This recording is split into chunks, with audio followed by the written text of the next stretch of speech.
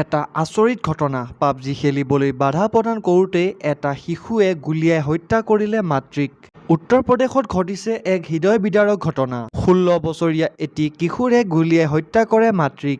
এই ঘটনা সন্দৰ্ভত আৰক্ষীয়ে জনায় যে মহিলাগৰাকীয়ে পুত্ৰক পাবজি খেলাত বাধা প্ৰদান কৰিছিল, যাৰ বাবে মাতৃক হত্যা কৰে পাষাণ পুত্ৰই। এই ঘটনা বুধবাৰে পোহৰলৈ আহে। আৰক্ষীয়ে জনায় যে পাবজি খেলত আসক্ত আছিল কিশোৰজন, কিন্তু তেওঁৰ মাতৃয়ে বাধা দিছিল পাবজি খেলাত, যাৰ বাবে পিতৃৰ পিস্তলেৰে গুলীয়াই হত্যা কৰে মাতৃক। বহু জল্পনা-কল্পনাৰ অন্ত মন্ত্ৰীসভাত স্থান নিশ্চিত হ'ল জয়ন্ত মল্ল বৰুৱা আৰু নন্দিতা গাৰ্লোছাৰ। অৱশেষত অন্ত পৰিল মন্ত্ৰীসভাত কোনে নতুনকৈ স্থান লাভ কৰিব তাক লৈ চলি অহা জল্পনা-কল্পনাৰ।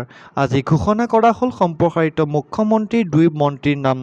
বহুদিনীয়া জল্পনা-কল্পনাৰ অন্ত পেলালে মুখ্যমন্ত্ৰী ডক্টৰ হিমন্ত বিশ্ব শৰ্মাই। আগতে ঘোষণা কৰা অনুসৰি পাহাৰৰ জিলাৰ পৰা হাফলঙৰ বিধায়িকা নন্দিতা গাৰ্লোছাৰ লগতে কপাল ফুলিল নলবাৰীৰ বিধায়ক জয়ন্ত মল্ল বৰুৱাৰ।